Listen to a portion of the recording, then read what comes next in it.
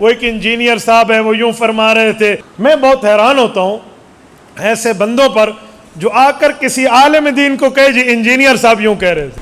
اچھا جب ہم یہ بات کریں تو لوگ کہتے ہیں مولویوں کی میراث ہے علم. مجھ سے ایک شخص نے کہا کہ مولانا آپ لوگ بڑے غلط راستے پر ہیں. میں نے کہا کیوں؟ کہتے تم کہتے ہو مسجد نبوی میں امام اعظم ابو حنیفہ رحمہ اللہ کا نام لکھا ہے. ہمیں انجینئر صاحب نے بتایا وہاں پر 12 اماموں کے نام بھی لکھے ہیں. تو تم 12 اماموں کی بات ساتھ کیوں نہیں کرتے؟ ان کے مذہب کو کیوں نہیں مانتے؟ صرف امام ابو حنیفہ کی بات کرتے ہیں. لیکن وہ صرف انجینئر تھا، تیرے دماغ میں ڈال گیا کہ سنی 12 ائمہ کا قائل نہیں ہے. بندہ ان کی چینل پہ جا کے باتوں کو سنے، سب سے پہلے ایک کلپ وہ ضرور سنتا ہے. وہ کہتے ہیں دیوبندی مولوی اشرف علی تھانوی نے اپنے نام کا کلمہ پڑھوایا تھا اپنے مریدوں کو. اگر دیوبندی سچے ہیں تو اپنے پیر مولانا اشرف علی تھانوی کا رد کریں کہ اس نے اپنے نام کا کلمہ پڑھوایا لا الہ الا اللہ اشرف علی رسول اللہ استغفر اللہ. امام جعفر الصادق رحمہ اللہ کے لیے تعبیر و رویا کا مقدمہ اٹھائیں. ان کے پاس ایک شخص آیا، انہوں نے کہا حضرت میں نے خواب میں اذان دی ہے. کہا چوریاں چھوڑ دے تیرے ہاتھ کٹ جائیں گے. چلا گیا. کچھ دنوں بعد ایک عرصے بعد ایک اور آدمی، اس نے کہا حضرت میں نے خواب میں اذان دی. کہا انشاءاللہ رب العزت تجھے حج پہ لے جائیں گے. وہ شاگرد جو پہلے خواب کی تعبیر کے وقت بیٹھے تھے وہ اتفاق سے آج بھی بیٹھے تھے. اور انہوں نے کہا استاد جی مسئلہ کی ہو گیا؟ وہ بیچارہ یہی خواب دیکھ کر آیا تھا. آپ اولاد رسول آل علی ہیں، آپ سے تعبیر پوچھی، آپ نے فرمایا تیرے ہاتھ کٹیں گے، چور ہے بھاگ جا. اور یہی خواب اس بندے نے دیکھا. آپ نے کہا اللہ تجھے حج پہ لے جائے گا. انجینئر صاحب نے حاشیہ کیا چڑھا؟ دیوبندیوں نے اپنے نام کا کلمہ پڑھوایا، دیوبندیوں کے بابے اپنے نام کے کلمے پڑھواتے ہیں، اور ہمارا نوجوان جو صرف یوٹیوبر ہے بس اسے کوئی نہیں پتہ دین کے، اس نے فضائل اعمال کے 2 صفحے بھی نہیں پڑھے ہوں گے. باقی حدیث تو دور رہی، اردو کی حدیث کی کتاب کا نام لے رہا ہوں. اگر بات یہ ہے ایک کوارا بندہ جا کر خواب دیکھے کہ مجھے اس انجینئر صاحب نے اپنی کسی عزیزہ کا رشتہ خواب میں دیا ہے، صبح اگر وہ دعویٰ کر دے تو آپ کیا کرو گے؟ پھر دے گا یہ سادے بندے خواب ہے. انجینئر صاحب اگر آپ نے علماء دیوبند پر ہاتھ صاف کیے ہیں کہ دیوبندی اپنے نام کا کلمہ پڑھواتے ہیں، کلمہ پوری زندگی میں ایک بار پڑھنا ہوتا ہے یا ہر وقت ہم پڑھتے ہیں؟ ہر وقت پڑھتے ہیں یا نہیں پڑھتے؟ ہر وقت پڑھتے ہیں. حضرت تھانوی نے زندگی میں یہ ایک تعبیر دی اور تو نے الزام ٹھونک دیا دیوبندی کلمہ پڑھواتے ہیں. اگر یہ کلمہ ہوتا تو صبح شام پڑھنے کی بات کی جاتی. اسی انجینئر کا ایک چیلا ایک دن مجھے گفتگو میں بات آ گئی، مولانا ایک بات کہوں؟ میں نے کہا بڑے شوق سے. حضرت معاویہ کے دور میں ممبروں پر حضرت علی کو گالیاں دی جاتی تھی.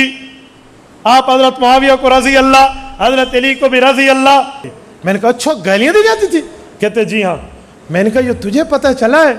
حضرت علی المرتضیٰ کے بیٹے امام حسن کو پتہ نہیں چلا تھا جس نے صلح کی ہے؟ اسے نہیں پتا تھا.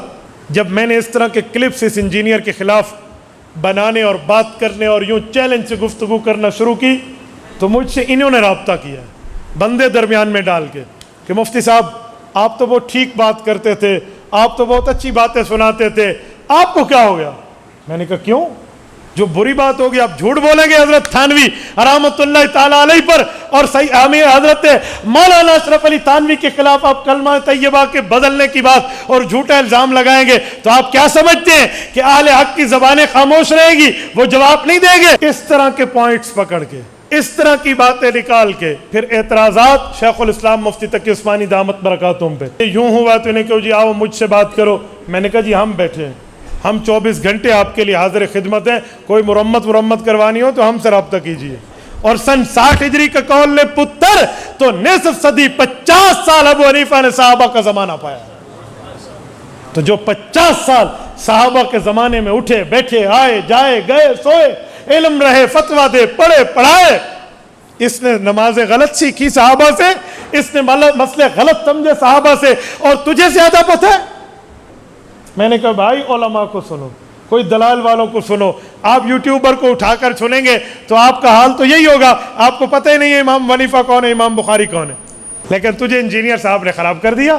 بھائی اینٹ ٹیڑھی لگی یا سیدھی، جہلم جا اور انجینئر سے پوچھ لے مسئلہ کیسا، یہ علماء سے پوچھ لے.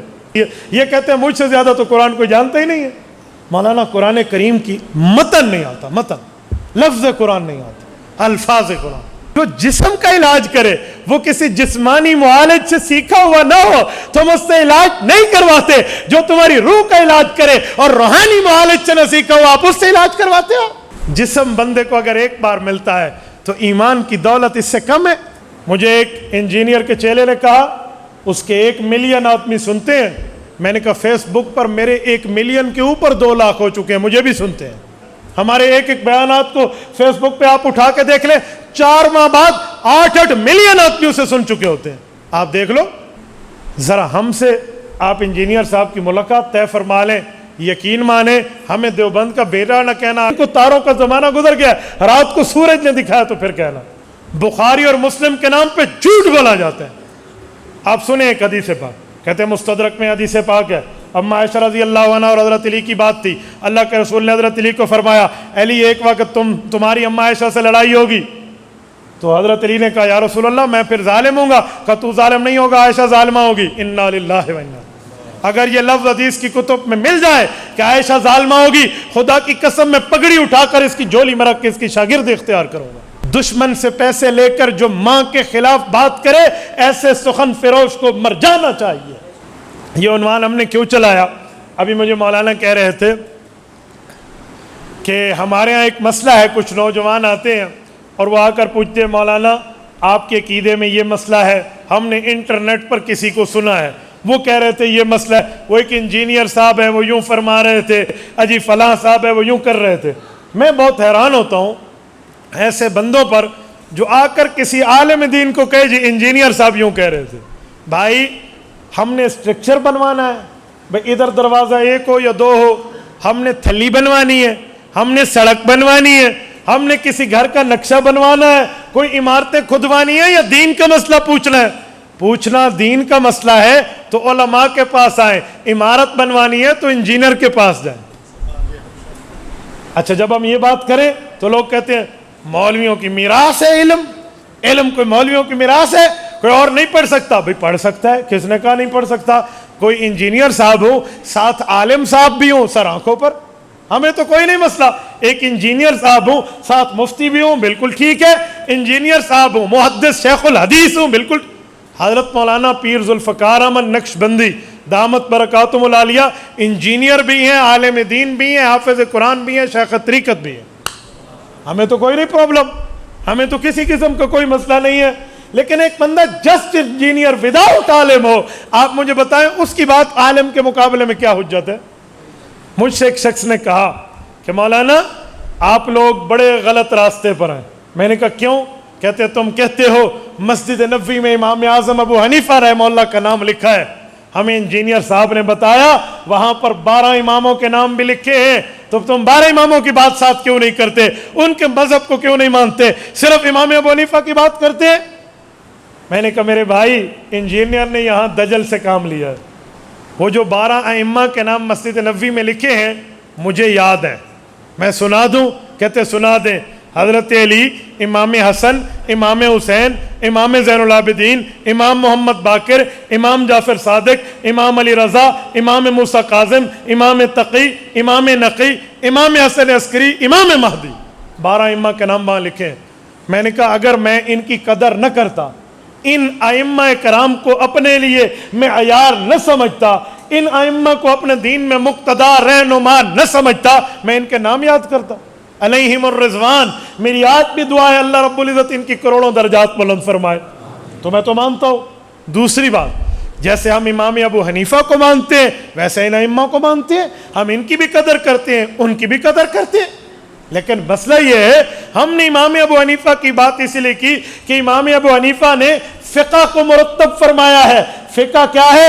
قرآن، سنت، اجماع، قیاس، قرآن اللہ کی بات، سنت حضور کا فیصلہ، اجماع صحابہ اور مجتہدین کی رائے، قیاس جس مسئلے پر تینوں میں روشنی نہ ملے تینوں کے اصول کے مطابق مسئلہ نکالنا، یہ شریعت ہے۔ اس کو لکھ کر جس بندے نے 12,90,000 مسائل سمجھائے ہیں اس کا نام امام اعظم ابو حنیفہ ہے۔ لیکن مسئلہ یہ ہے تجھے اس بندے نے یہاں پر ایک دھوکہ دیا۔ انجینئر صاحب نے تجھے کہا کہ یہ لوگ 12 ائمہ کے مذہب کو نہیں مانتے، اور سادے بندے 12 ائمہ اہل سنت والجماعت ہیں، 12 ائمہ اہل سنت والجماعت مذہب رکھتے ہیں، دین مذہب رکھتے ہیں، اسلام مذہب رکھتے ہیں، ان کا کوئی اور مذہب نہیں ہے، لیکن وہ صرف انجینئر تھا، تیرے دماغ میں ڈال گیا کہ سنی 12 ائمہ کا قائل نہیں ہے۔ کون اولاد علی کا قائل نہیں ہے؟ کون قائل نہیں ہے بھائی؟ کیسی بات کر رہے ہیں؟ بات پوری کرے جو کرنی والی ہو۔ لیکن مسئلہ یہ ہے، آج لوگ سمجھتے ہیں کہ وہ انجینئر صاحب جو ہیں وہ سامنے کتابیں رکھ کے مسئلہ بتاتے ہیں۔ سنیں، میں اس انجینئر صاحب کی ایک دو باتیں کر رہا ہوں۔ جو بندہ ان کی چینل پہ جا کے باتوں کو سنے، سب سے پہلے ایک کلپ وہ ضرور سنتا ہے۔ وہ کہتے ہیں دیوبندی مولوی اشرف علی تھانوی نے اپنے نام کا کلمہ پڑھوایا تھا اپنے مریدوں کو۔ اگر دیوبندی سچے ہیں تو اپنے پیر مولانا اشرف علی تھانوی کا رد کریں کہ اس نے اپنے نام کا کلمہ پڑھوایا، لا الہ الا اللہ اشرف علی رسول اللہ، استغفر اللہ، الیاذ باللہ، انا للہ و انا الیہ راجعون۔ میرے دوستو، اس سے بڑا کذب اور جھوٹ اس دھرتی پہ نہیں ہے۔ اصل پتہ مسئلہ کیا ہے؟ اس پر وہ ساتھ ایک کتاب بھی دکھاتے، رسالہ آل امداد۔ مولانا، اب میں آپ کی خدمت میں ایک بات عرض کرتا ہوں۔ ہوا یہ تھا، حضرت تھانوی رحمۃ اللہ تعالی علیہ نے مریدوں کو کہہ رکھا تھا کہ جو لوگ میرے پاس آ سکتے ہیں مہینے میں چکر لگائیں، اپنے احوال بتائیں، گناہوں سے معافی کا طریقہ سیکھیں، گناہ چھوڑنے کا طریقہ سیکھیں۔ اگر نہ آ سکیں تو مجھے خط کے ذریعے اپنے احوال بتا دیں تاکہ میں ان کے خطوط کے ذریعے ان کی رہنمائی کر پاؤں۔ کچھ مریدین آ جاتے، کچھ خطوط لکھتے، حضرت خطوط کے جوابات لکھواتے، یہ گناہ یوں چھوڑو، اچھا یہ اچھا کام ہو گیا، یہ برا ہو گیا، یہ یوں چلتا۔ ایک مرید نے گناہ معاف ہوئے، اس کے گناہ کی توبہ ہوئی، توبہ کا طریقہ سیکھا، گناہ چھوڑنے کا طریقہ، نیکی پر مضبوط رہنے کا طریقہ، سب کچھ سیکھا اور سمجھا۔ جب اس بندے کو ایک اچھا ماحول ملا تو اس نے خواب دیکھا ایک دن۔ اب توجہ رکھنا، وہ خواب میں کہہ رہا ہے لا الہ الا اللہ اشرف علی رسول اللہ، خواب میں کہہ رہا ہے اور بار بار کہہ رہا ہے۔ تو بندہ اٹھ کے بیٹھ گیا۔ جب اٹھا تو وہ جان پہ کپ کپی ہے کہ یار کیا ہو گیا میرے ساتھ، میں کیا کلمہ پڑھ رہا ہوں، کیا بات ہو گئی ہے، مجھے تو لا الہ الا اللہ محمد رسول اللہ پڑھنا چاہیے، یہ میرے ساتھ عجیب معاملہ ہو گیا۔ اٹھا، بے اختیاری کی کیفیت اس پر طے تھی، زبان پہ لرزہ، ہاتھ پہ لرزہ، دل پہ کپ کپاہٹ، وہ یوں کپ کپی تاری ہے، وہ پڑھتا کچھ اور ہے، زبان سے نکلتا کچھ اور ہے۔ جیسے لرزے والا ہوتا ہے نا، اس کے ہاتھ ہلتے رہتے، اس کے اختیار پہ نہیں ہوتا، اس کی زبان بے اختیار چل رہی ہے، کہتا کچھ اور ہے، نکلتا کچھ اور ہے۔ ایسا بندہ منہ سے طلاق بھی نکال لینا اس کیفیت میں، علماء عدم وقوع کا فتویٰ دیتے ہیں۔ وہ زبان اس کے اختیار پہ بھی نہیں ہے، لرزہ طاری ہے، لیکن ہو سچا، جھوٹ نہ بولے اس پر۔ تو میرے دوستو، اب یہ حال ہے اس کا۔ اسی اسنا میں اس نے کہا چلو میں رسول اللہ صلی اللہ علیہ وسلم پر درود پاک پڑھوں۔ وہ پڑھتے اللہم صلی علی محمد وعلی آل محمد کما صلی، یوں پڑھنے لگتا ہے، اس کے منہ سے نکلتا ہے اللہم صلی علی اشرف علی۔ پھر پریشان، استغفار شروع، توبہ، بڑا یہ بیچارہ بہت پریشان، کر نہیں سکتا جو کرنا چاہتا ہے۔ اس نے آخر میں کچھ دنوں بعد یہ کیفیت جاتی رہی تو اس نے یہی خط حضرت تھانوی کو لکھا۔ اب یہ مسئلہ خواب کا ہے اور خواب کی تعبیر کا ہے، نمبر ایک۔ نمبر دو، لرزہ طاری ہے اور بے اختیار ہے۔ حضرت تھانوی رحمۃ اللہ تعبیر میں امام التعبیر معبرین کو پڑھے ہوئے تھے، تعبیر کے علم اور فن سے واقف تھے، اور تعبیر کے معاملات کو کما حق کو جانتے اور سمجھتے تھے۔ آپ کو پتہ ہو تعبیر کا فن بڑا مشکل فن ہے، ہر بندے کی بس کی بات نہیں ہے، اس لیے علماء مشائخ منع فرماتے ہیں کہ خواب دیکھو تو ایرے غیرے کو نہ سناؤ، کسی اتھنٹک بندے کو سناؤ ورنہ وہی ہو جاتا ہے۔ خواب کی تعبیر دینا ہر بندے کا کام نہیں ہے۔ بعض اوقات خواب کی تعبیر، اب میں آپ کو خواب کی تعبیر پہ ایک واقعہ سناؤں۔ امام جعفر الصادق رحمہ اللہ کے لیے تعبیر اور رویا کا مقدمہ اٹھائیں۔ ان کے پاس ایک شخص آیا، انہوں نے کہا حضرت میں نے خواب میں اذان دی ہے، کہا چوریاں چھوڑ دے تیرے ہاتھ کٹ جائیں گے۔ چلا گیا۔ کچھ دنوں بعد، ایک عرصے بعد، ایک اور آدمی، اس نے کہا حضرت میں نے خواب میں اذان دی، کہا انشاءاللہ رب العزت تجھے حج پہ لے جائیں گے۔ وہ شاگرد جو پہلے خواب کی تعبیر کے وقت بیٹھے تھے وہ اتفاق سے آج بھی بیٹھے تھے، اور انہوں نے کہا استاد جی مسئلہ کی ہو گیا؟ وہ بیچارہ یہی خواب دیکھ کر آیا تھا، آپ اولاد رسول آل علی ہیں، آپ سے تعبیر پوچھی، آپ نے فرمایا تیرے ہاتھ کٹیں گے، چور ہے بھاگ جا، اور یہی خواب اس بندے نے دیکھا، آپ نے کہا اللہ تجھے حج پہ لے جائے گا۔ حضرت کوئی علمی کی نقطے کی کوئی بات ہے تو ہمیں بھی پڑھا دیں، ہمیں بھی سمجھا دیں.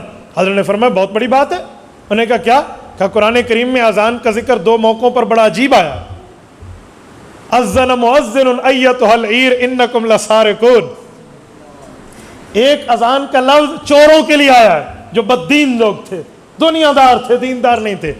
اور ایک اذن فی الناس الحج, ایک اذان کا لفظ نیکوکاروں کے لیے حج کا آیا ہے. وہ جو پہلا آیا تھا اس کا ہیلیا ہولیا یاد ہے کیا تھا؟ انہوں نے کہا حضرت 100% شرابی کبابی آدمی تھا, جھوٹا تھا, بڑا دنیا دار تھا, دین سے اس کو کوئی سروکار نہیں تھا. فرمایا جی ہاں. تو کہا یہ بندہ؟ کہا یہ تو شب بیدار, تہجد گزار, نیکوکار, تابع دار, دین کا فرما بردار تھا. تو فرمایا سمجھ گئے نا, تو میں نے ان دونوں آیات کے مطابق تعبیر دی. بروں کے چوروں کے لیے ہاتھ کٹتے ہیں, نیک حج پہ جاتے ہیں. اب یہ خواب کی تعبیر. یہ انجینئر اس وقت پیدا نہیں ہوا تھا, یہ شاید یہ حوالہ اس کے صرف نظر نہیں تھا, ورنہ نعوذ باللہ یہ کہتا کہ امام جعفر صادق کی 2 زبانیں تھیں. نعوذ باللہ, ذو وجہین تھے. بندے نو ویکھ کے گل ہور کر دیندے سن. کہہ دیتا نا بھئی علوم کی بات ہے, ماہر کا مسئلہ ہے, وہ کیسے سمجھائے؟ وہ ہر ماہر آدمی. میں اس پر 2 خواب اور پیش کرتا ہوں, توجہ رکھنا ذرا. ایک خواب حضرت امام بخاری رحمہ اللہ کا, اور ایک خواب حضرت امام اعظم ابو حنیفہ رحمہ اللہ کا. حضرت امام صاحب رحمۃ اللہ علیہ نے خواب دیکھا کہ رسول اللہ کی قبر پہ گیا ہوں, اللہ کے رسول کی قبر مبارک کھلی ہوئی ہے, اس میں ہڈیاں ہیں. میں تو بہت پریشان, کیا ہو گیا؟ امت مسلمہ کا عقیدہ رسول اللہ صلی اللہ علیہ وسلم کی قبر مبارک میں حیات النبی کا ہے. آقا نامدار قبر مطہر میں جسم سلامت کے ساتھ زندہ تشریف فرما ہے. اندل قبر سلام پڑھو, حضور پاک سنتے ہیں, دور سے پڑھو, رب کے فرشتے لے جاتے ہیں. اور یہ میں کیا دیکھ رہا ہوں؟ بہت پریشان ہوئے. صبح اٹھے, اپنے شاگرد کو کہا بیٹا جاؤ فلاں بندے معبر وقت کے پاس, اسے کو ایک بندے نے یوں خواب دیکھا, اس کی تعبیر دے. وہ گیا, وہ غلام سا سادہ سا نوکر سا بندہ تھا. تو وہ جو تعبیر کے فن کے امام تھے, غالباً حضرت ابو ہریرہ کے داماد حضرت امام ابن سیرین رحمہ اللہ کا واقعہ ہے. تو انہوں نے کہا جی ایک بندے نے خواب دیکھا. تو انہوں نے فرمایا کم از کم تو نے تو نہیں دیکھا, وہ جو بندہ لے کر. اب بتائیں یہ غالب الغیب ہے, علم غیب اللہ کے ہاتھ میں. تو انہوں نے کہا کم از کم تو نے نہیں دیکھا. انہوں نے کہا جی حضرت میں نے نہیں دیکھا. کہا جس نے دیکھا اس کا نام بتا. اس نے کہا حضرت اس نے منع کیا ہے, اس نے منع. انہوں نے کہا ٹھیک ہے, نام نہیں بتایا, وہ تعبیر نہیں بتا دو. لے دے کے نام بتایا. تو انہوں نے کہا جی بالکل واقعی امام ابو حنیفہ یہ خواب دیکھ سکتا ہے. کہا وہ کیا؟ کہا ہڈیاں سے مراد حضور کی ہڈیاں تھوڑی ہیں, ہڈیوں سے مراد رسول اللہ کی سنتیں ہیں جو دنیا میں پھکری ہوئی ہوں گی. ابو حنیفہ سے اللہ جمع کا کام لے گا. یہ ہے تعبیر کا فن, یہ ہے تعبیر کی مہارت. اسی طرح حضرت امام بخاری رحمہ اللہ نے خواب دیکھا میں اللہ کے رسول پہ پنکھا جل رہا ہوں یوں. امام بخاری رحمۃ اللہ علیہ فرماتے ہیں میں تو بہت پریشان ہو گیا کہ پنکھا اس پہ جلتے ہیں جس پر تو مکھیاں بیٹھے. رسول اللہ کی ذات اقدس سے تو اس سے پاک چیز ہے, تو یہ کیا معاملہ؟ معبرین نے کیا تعبیر دی؟ فرمایا جو غلط باتیں حضور کی طرف منسوب ہوں گی اللہ آپ سے کام لے گا, آپ وہ حضور کی ذات سے دور کر دو گے. یہ ہے تعبیر کا فن. حضرت تھانوی علوم تعبیر کے فن سے واقف تھے, فنون تعبیر سے واقف تھے. حضرت تھانوی سمجھ رہے تھے یہ جو اس کے منہ سے بات نکل رہی ہے نا, یہ خود نہیں کلمہ پڑھ رہا, یہ بے اختیار پڑھ رہا ہے اور ہے بھی خواب. حضرت تھانوی رحمۃ اللہ علیہ نے اسے لکھا کہ تیرا شیخ جس سے تو اپنی اصلاح کروا رہا ہے, گناہ چھڑوا رہا ہے, جو تجھے نیکیوں کی ترغیب دے رہا ہے, یہ تجھے اشارہ دیا جا رہا ہے کہ وہ حضور کی سنت کا پیروکار ہے. بھائی یہ بات ہے. انجینئر صاحب نے حاشیہ کیا چڑھا, دیوبندیوں نے اپنے نام کا کلمہ پڑھوایا, دیوبندیوں کے بابے اپنے نام کے کلمے پڑھواتے ہیں, اور ہمارا نوجوان جو صرف یوٹیوبر ہے بس اسے کوئی نہیں پتہ دین کے, اس نے فضائل اعمال کے 2 صفحے بھی نہیں پڑھے ہوں گے, باقی حدیث تو دور رہی, اردو کی حدیث کی کتاب کا نام لے رہا ہوں, 2 صفحے بھی نہیں پڑھے ہوں گے. یہ بیچارہ پریشان ہو کے کیا کہے گا؟ واقعی بات تو ٹھیک ہے. حضرت تھانوی کو چاہیے اس کو کہتے ہو استغفار کر, اوے توبہ کر. کیوں کہتے توبہ کر؟ اس نے کوئی گناہ کیا ہے؟ خواب دیکھنا گناہ ہے؟ اگر خواب دیکھنا گناہ ہے تو پھر جسے احتلام ہوتا ہے اسے بھی کہا کر 100 رکعت تسبیح نفل کی پڑھ لو, وہ بھی کوئی چیز دیکھ کر احتلام ہوتا ہے نا. پھر جسے ہوتے اسے کو تسبیح چک تسبیح 2000 استغفر اللہ استغفر اللہ. دوسرے دن عوام مولویوں نے 10 سے ہی نہیں کہ سن ہویا کچھ. اے خدا کے بندے خواب بے اختیار ہے. اگر بات یہ ہے ایک کبارہ بندہ جا کر خواب دیکھے کہ مجھے اس انجینئر صاحب نے اپنی کسی عزیزہ کا رشتہ خواب میں دیا ہے، صبح اگر وہ دعویٰ کر دے تو آپ کیا کرو گے؟ پھر دے گا یہ سادے بندے، خواب ہے. تو حضرت تھانوی سے کیوں کہتے بھی تو استغفار کر؟ خواب میں دیکھنا کوئی کفر ہے؟ اچھا کہتے نہیں، جاگتے وقت بھی وہ کہہ پڑھ رہا تھا. میں نے کہا آگے پڑھو. وہ کہہ رہا تھا بے اختیار ہے حضرت، میری زبان سے خود بخود نکل رہا ہے، میں نہیں چاہتا وہ نکلے، میں تو نہیں چاہتا وہ نکلے میرے منہ سے. بولیے بے اختیار نکل رہا ہے. اور جہاں بے اختیار نکلے، اختیار نہ ہو، وہ تو خود ٹھیک کرنا چاہتا ہے، تو اسے کیوں کہا جائے بھی تو ٹھیک کر؟ وہ تو خود ٹھیک پڑھنا چاہتا ہے. یا تو وہ کہتا میں یہی پڑھوں گا، پھر اسے کہتے ہو توبہ استغفار کر. وہ تو خود دیندار ہے، وہ تو کہتے حضرت میں ٹھیک پڑھنا چاہتا ہوں، ٹھیک نہیں نکلتا، تو اسے پھر کیوں کہو ٹھیک پڑھ؟ یہ تو وہی حال ہے، ایک بندہ نماز پڑھ رہا ہم کہیں نماز پڑھ، وہ تو پہلے پڑھ رہا ہے. بھائی وہ تو ٹھیک پہلے پڑھنا چاہ رہا ہے، تو الٹا ہم کہیں. اچھا اگلی بات، انجینئر صاحب اگر آپ نے علماء دیوبند پر ہاتھ صاف کیے ہیں کہ دیوبندی اپنے نام کا کلمہ پڑھواتے ہیں، تو ہری پور کے دوستو انصاف سے بتانا، اگر اس دھرتی پر انصاف کا خون نہیں ہوا تو آپ کی زبان بول کے مجھے بتائے، کلمہ پوری زندگی میں ایک بار پڑھنا ہوتا ہے یا ہر وقت ہم پڑھتے ہیں؟ ہر وقت پڑھتے ہیں یا نہیں پڑھتے؟ ہر وقت پڑھتے ہیں. حضرت تھانوی نے زندگی میں یہ ایک تعبیر دی اور تو نے الزام ٹھونک دیا دیوبندی کلمہ پڑھواتے ہیں. اگر یہ کلمہ ہوتا تو صبح شام پڑھنے کی بات کی جاتی، صبح شام یہی پڑھا جاتا، صبح شام یہی کہا جاتا. لیکن بڑی ہی افسوس، بڑے ہی امانت کے خون کرنے کا کام اس انجینئر نے کر دیا اور علماء کے عوام کے دماغ میں علماء دشمنی ڈال دی.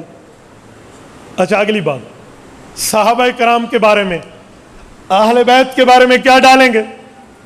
اسی انجینئر کا ایک چیلا ایک دن مجھے گفتگو میں بات آ گئی، میرے پاس آ گئے. میں نے کہا جی آ جائیں. آ گئے وہ، مولانا ایک بات کہوں؟ میں نے کہا بڑے شوق سے.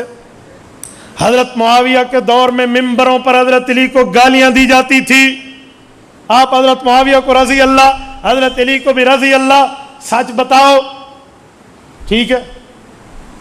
میں نے کہا ذرا کوئی گالی تو بتا دو، کون سی ممبروں پر ہوتی تھی؟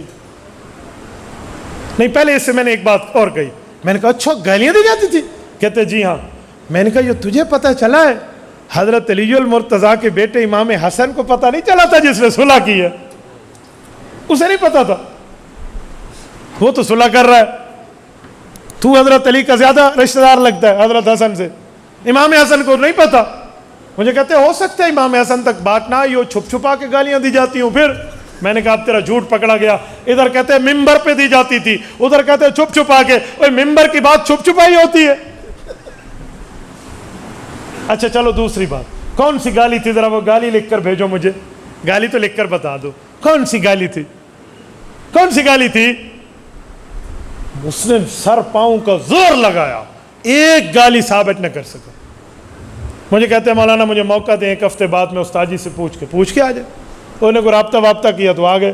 ہاں جی بتائیں. مسلم شریف کی حدیث میں. میں نے کہا واہ، سر آنکھوں پہ لکھا. کہاں ہے مسلم میں؟ ہم نے کوئی مسلم چھٹیاں نہیں کی، میری 1 گھنٹے کی چھٹی نہیں ہے سیاستہ میں، تو مسلم کی بات کرتا ہے. حضرت مولانا اگر کوئی چھٹی گھنٹے کی ہو جاتی نا، میں استاد جی سے گھر جا کر پڑھ لیتا تھا کہ تاکہ سند متصل رہے، اس کا انفصال نہ ہے. میں نے کہا جی ہمیں دکھا، میں تیرا ہاتھ چوموں گا، دکھا مسلم، بسم اللہ. کہاں؟ وہ لے دے کے ایک روایت لایا کہ حضرت سعد بن ابی وقاص حضرت معاویہ کے پاس گئے تو حضرت معاویہ نے حضرت سعد بن ابی وقاص کو کہا کہ آپ حضرت علی کے موقف کی تائید کرتے ہو، ہماری تائید نہیں کرتے. خون عثمان پہ آپ کو ہماری تائید کرنی چاہیے تھی، آپ کو حضرت علی المرتضیٰ کی حکمت عملی کے خلاف بات کرنی چاہیے تھی، آپ نے ان کے خلاف کیوں نہیں کہا؟ میں نے کہا بس. کہتا جی بس، یہ گالی ہے؟ اسے گالی کہتے ہیں؟ اے شرم کر، چھوڑی پانی پا کے ڈب مار، اسے گالی کہتے ہیں؟ کہتے پھر حضرت علی کے خلاف موقف کی بات کیوں کرتے تھے؟ میں نے کہا بھائی خون عثمان پہ لڑائی ہوئی تھی، تلواریں چلی تھی، جنگ ہوئی تھی، وہاں جب لڑائی پڑے تو ایک بندہ اپنے دوسرے دوست کو نہیں کہہ سکتا یار میرا ساتھ دے یا اس کا ساتھ دے. جب تک معاملہ چلتا رہا تو اپنی اپنی حکمت عملی رہی. جب حضرت حسن نے صلح کر لی تو دونوں کی حکمت عملی ایک ہو گئی. لڑائی کے دور کی بات کو، اس موقف کو تو بات کر. اچھا وہ دونوں اگر اس مسئلے پر ایک دوسرے سے بات بھی کر رہے ہیں، اگر یہ جرم ہے تو کل کوئی بے ایمان یہ کہہ دے کہ وقت کے 2 نبی نعوذ باللہ ایک دوسرے کو گالیاں دیتے تھے، مار کٹائی کرتے تھے ایک دوسرے کی، کیا کرو گے؟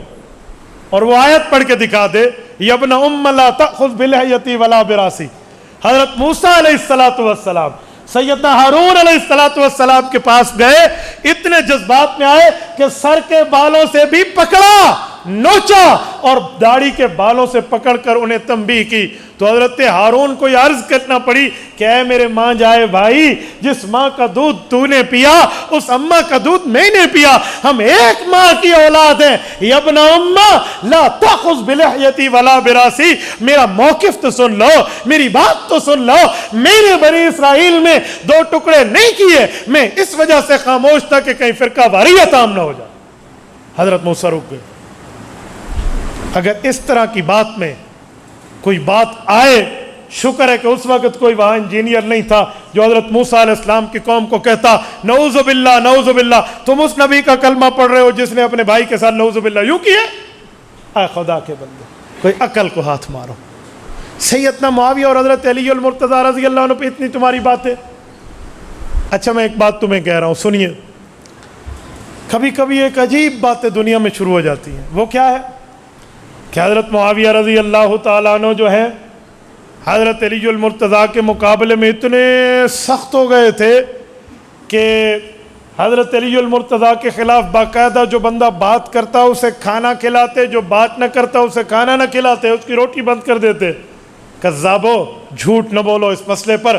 صحابہ کرام کے خلاف ابن عساکر اٹھائیں، امام ابن عساکر رحمہ اللہ تاریخ مدینہ دمشق میں لکھتے ہیں کہ جس وقت جنگ جاری تھی، ان کی تیاریاں ہو رہی تھی، ملک روم کے بادشاہ نے حضرت علی المرتضیٰ رضی اللہ عنہ کو دھمکی آمیز خط لکھا اور وہاں کہا اے علی میری بیعت کر ورنہ میں یہ وہ کر دوں گا. حضرت معاویہ تک یہ بات پہنچی تو سیدنا معاویہ بن ابی سفیان نے روم کی سلطنت کے بادشاہ کو خط لکھا حضرت علی المرتضیٰ کے جواب سے پہلے، اور خط کے الفاظ امام ابن عساکر نے تاریخ مدینہ دمشق میں لکھے ہیں. یا لعین الروم لئن لم تنتہی وترجع الى بلادک لاستلحن انا وابن عمی ولأضیقن علیک الارض بما رحبت. اور رومی لعین، تیری جرت، تیری ہمت، سکت، طاقت و قوت، تو علی المرتضیٰ کو دھمکی دے گا ہماری اندرونی چند باتوں کی چپکلش کی وجہ سے. اگر تو نے اپنی فوجیں علی المرتضیٰ کی سرحدوں سے واپس نہ کی اور تو اپنے ملک کو واپس نہ پلٹا، میں اور میرے چچے کا بیٹا علی المرتضیٰ صلح کر کے ایک ہو جائیں گے اور تجھے وہاں ڈالیں گے جہاں تک تیرے اوپر زمین تنگ ہو جائے گی. یہ جملہ کہاں جائے گا؟ یہ خطوط کہاں جائیں گے؟ یہ محبت کی باتیں کہاں جائیں گی؟ یہ تو بتاتے ہوئے انجینئروں کی زبانیں گونگ ہو جا رہی ہیں. یہ آپ کو نہیں بتایا جا رہا. جب میں نے اس طرح کے کلپس اس انجینئر کے خلاف بنانے اور بات کرنے اور یوں چیلنج سے گفتگو کرنا شروع کی تو مجھ سے انہوں نے رابطہ کیا بندے درمیان میں ڈال کے کہ مفتی صاحب آپ تو بہت ٹھیک بات کرتے تھے، آپ تو بہت اچھی باتیں سناتے تھے، آپ کو کیا ہو گیا؟ میں نے کہا کیوں؟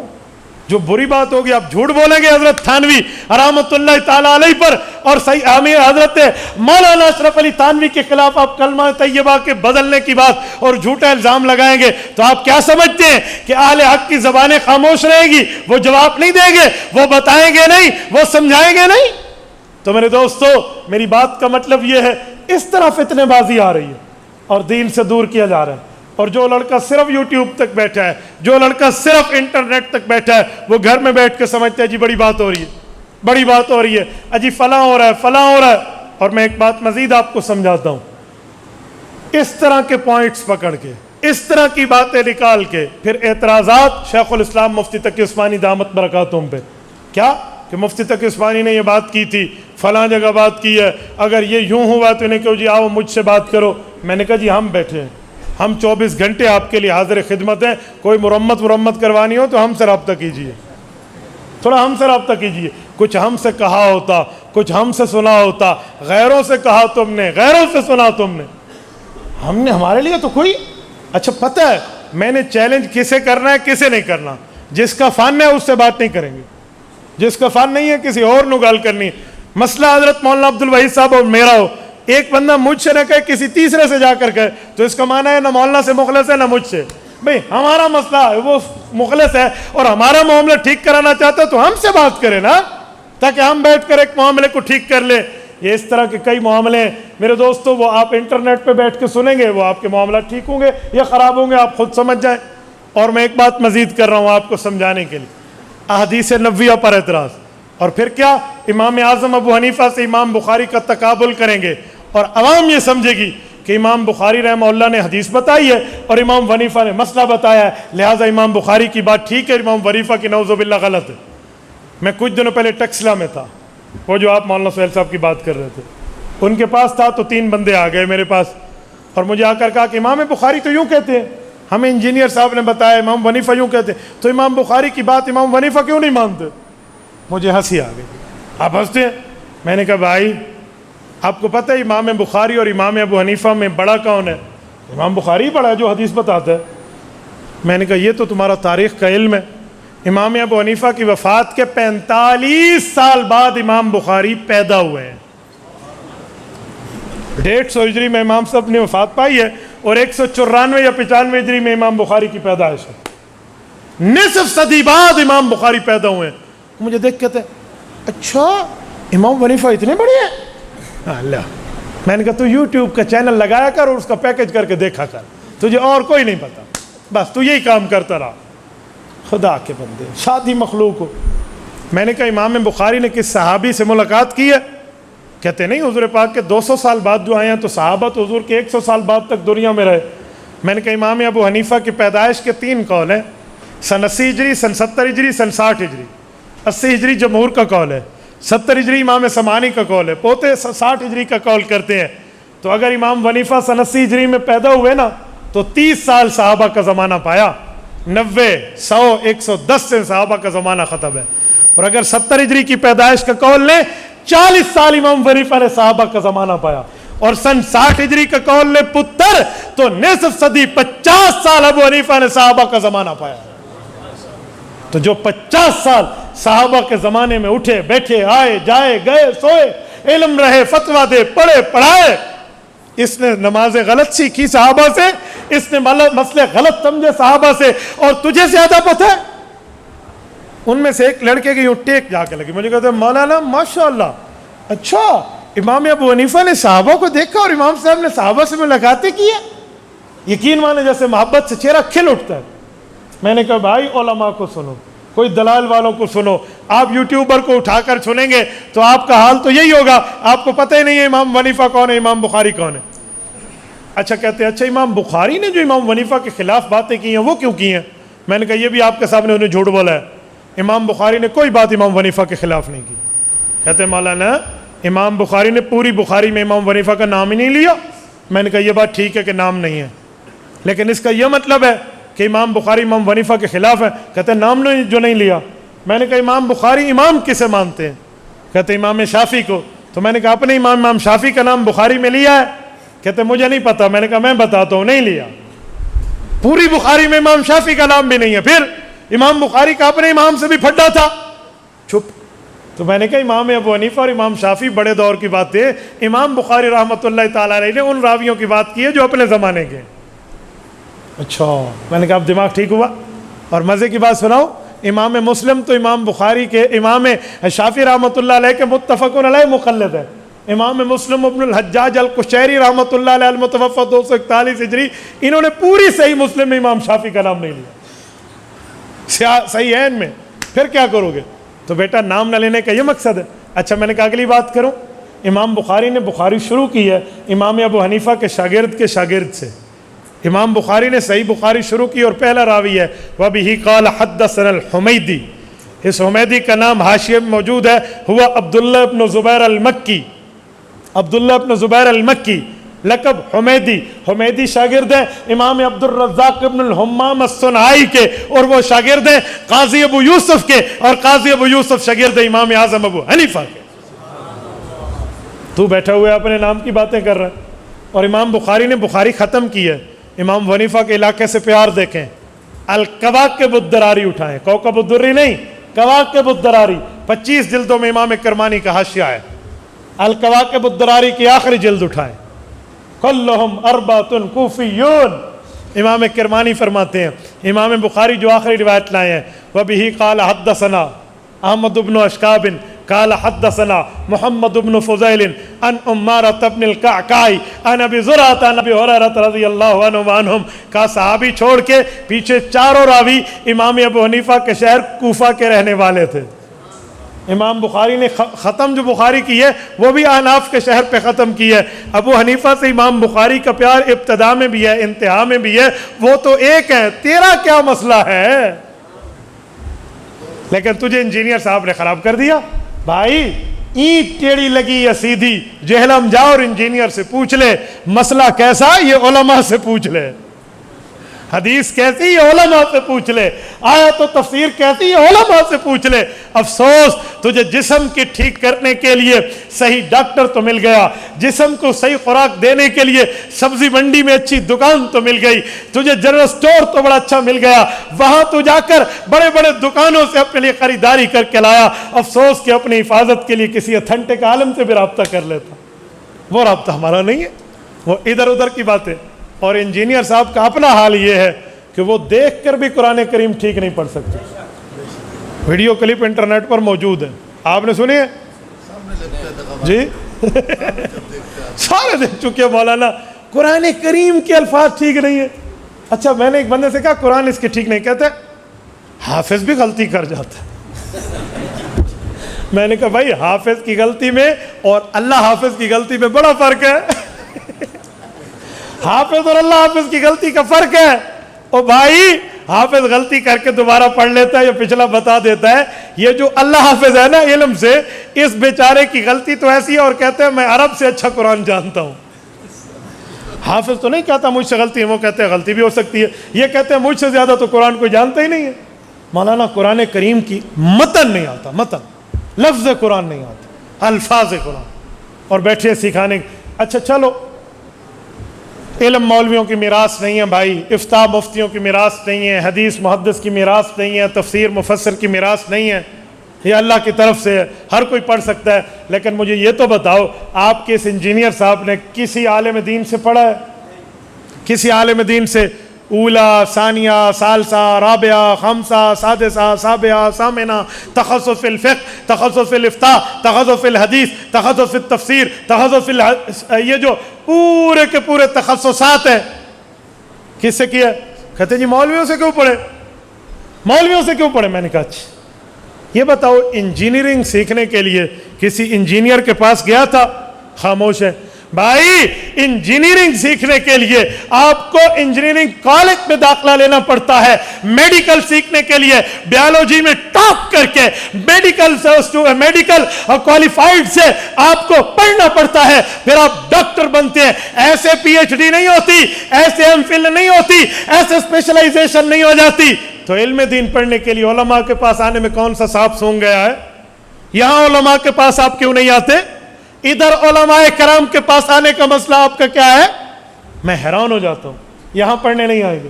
اچھا ایک ڈاکٹر ہو, وہ کہے میں ڈاکٹروں کے پاس نہیں جاتا, انہوں نے دکانداریاں بنائی ہوئے ہیں, میں خود کتاب دیکھ کر پڑھوں گا اور میڈیکل کا ماہر بنوں گا.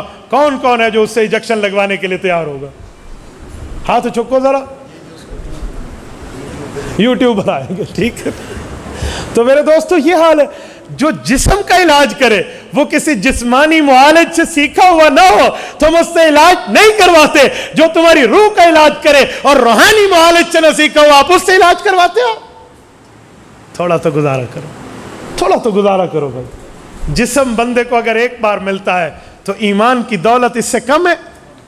اے خدا کے بندے, جسم اور ایمان پہ ہزاروں اجسام قربان ہے. ایمان ہوتا ہے تو آپ کو ایمان کو دیکھنا چاہیے, ایمان کی فکر کرنی چاہیے, ایمان کی خیر منانی چاہیے. اور میں بڑے وثوق سے کہتا ہوں جتنے انجینئر کے یہ بلائنڈ فالوورز ہیں, اندھے مقلد, ہاں جتنے ہیں نا, میں انہیں کہہ رہا ہوں آپ ذرا ہمارا چینل بھی سنیں. آپ یوٹیوب پر مفتی عبدالواحد قریشی لکھیں, ہمارے بھی ویورز دیکھ لیں اور ہماری بھی باتیں سن لیں اور ہمارے دلائل بھی دیکھ لیں. مجھے ایک انجینئر کے چیلے نے کہا اس کے 1 ملین آدمی سنتے ہیں. میں نے کہا فیس بک پر میرے 1 ملین کے اوپر 2 لاکھ ہو چکے ہیں, مجھے بھی سنتے ہیں. وہ تو 1 ملین کہتا ہے, کہتے ہیں اس کے یوٹیوب پر ہے. میں نے کہا ہم یہ یوٹیوب میں بعد میں آئے, اب ہمارا یوٹیوب پہ 1.5 لاکھ ہے. فیس بک پر ہم پہلے آئے, اب ہمارا 1 ملین کراس ہو چکا ہے. تو بھائی ہمیں بھی تو 1 ملین بندہ سنتا ہے. ہمارے ایک ایک بیانات کو فیس بک پہ آپ اٹھا کے دیکھ لیں، 4 ماہ بعد 8 ملین آدمی اسے سن چکے ہوتے ہیں. آپ دیکھ لو مولانا، اس پگڑی اور داڑھی اور اس عمر میں، اہل حق کے اندر، میری عمر میں، آپ مجھے ایک بندہ دکھائیں جس کے 1 ملین فالوور سے ابو ہو. آپ دکھائیں مجھے. ذالک فضل اللہ یؤتیہ من یشاء. یہ اللہ کا فضل، احسان، امتنان اور شکر ہے اللہ کا ہماری طرف سے کہ اللہ پاک نے یوں لاکھوں بندوں تک بات پہنچائی. ایک کلک پر آپ کے سامنے گفتگو جاری ہے، پوری دنیا کے 183 ممالک تک جاری ہے. تو بھائی ایسا نہیں ہے آپ کے اتنے بندے اس کو سنتے ہیں. اگر تعداد میں بندہ چلو 1 منٹ زیادہ ہو جائے تو وہ حق ہے. تو اس وقت کی مردم شماری کے مطابق کرسچینٹی زیادہ ہے اسلام سے. آپ کرسچن کو سچا کہہ دیں گے بھئی عیسائیوں کی تعداد اسلام میں مسلمانوں سے دنیا کے اندر زیادہ ہے. بھئی وہ 4 ارب ہیں، مسلمانوں کو تو 1.5 ارب مشکل سے لوگ مانتے ہیں، حالانکہ مسلمانوں کی تعداد اس سے بھی زیادہ ہے. مار مار کے 1.5 ارب مانتے ہیں. 1994 کی مردم شماری میں ہمیں 1 ارب 30 کروڑ مانا تھا انہوں نے. تو بھائی تعداد زیادہ اور کم میں کہتا ہوں سنیں ذرا ہم سے آپ انجینئر صاحب کی ملاقات طے فرما لیں. یقین مانیں ہمیں دیوبند کا بیٹا نہ کہنا اگر ہم نے دن میں انہیں سورج نہ دکھایا تو. رات کو تاروں کا زمانہ گزر گیا ہے. ہم رات کو دن کو تاروں کا زمانہ گزر گیا ہے، رات کو سورج نے دکھایا تو پھر کہنا ایسی باتیں. پھر کہیں گے جی بات نہیں کرتے، جی بات نہیں کرتے. مجھے انہوں نے کہا لکھ کر بات کریں. میں نے کہا لکھ کر کیا بات کریں؟ آپ یوٹیوب پر جو چاہے صحابہ کرام اہل بیت عظام کے خلاف باتیں کرتے جاؤ. بخاری اور مسلم کے نام پہ جھوٹ بولا جاتا ہے. آپ سنیں ایک حدیث پاک، کہتے ہیں مستدرک میں حدیث پاک ہے.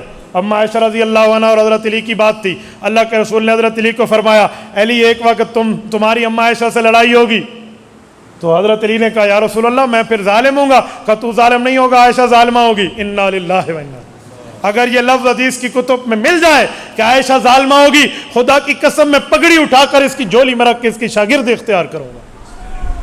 پیغمبر علیہ السلام کی حدیث پر یہ بہتان اور کذب اور الزام ہے.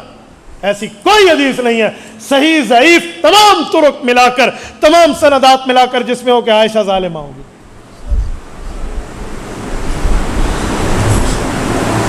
اپنی ماں کے خلاف، اسلامی اماں جان کے خلاف، قرآنی اماں جان کے خلاف بات کرے. دشمن سے پیسے لے کر جو ماں کے خلاف بات کرے ایسے سخن فروش کو مر جانا چاہیے. پتہ نہیں کیا جملے کسی کی لالچ میں آ کر آپ کیا سے کیا کہہ دیں، اور کبھی ہمارے علماء کا نام لے کر اور جو فلاں اور بھائی یہ غلط ہے. بات طے کرنی ہے تو کر لیں کھلا کھلا، ورنہ آواز سگا کم نہ درست کے گدارا. یہ کوئی نہیں مسئلہ، نہ اس سے کوئی معاملہ ادھر اوپر نیچے. اور میں بہت حیران ہوتا ہوں کہ ان کے بیانات کو ربوے ٹی وی والے چلاتے ہیں. کیوں چلاتے ہیں؟ کوئی وجہ تو ہے بھائی. ان کی باتوں کو وہ کیوں چلا رہے ہیں؟ تو تھوڑا معاملہ دیکھیں. اس لیے جتنے فالوورز ان کے بیٹھے ہیں نا، اگر کوئی بلائنڈ فالوور بیٹھے ہیں ان کو کہو اپنی آنکھیں لائیں، بینا بنے اور ذرا دیکھیں، اہل حق کو بھی سنیں اور پھر جا کر آپ بات دیکھیں کہ بات ہے کیا، تاکہ معاملہ کھل کے آپ کے سامنے آئے.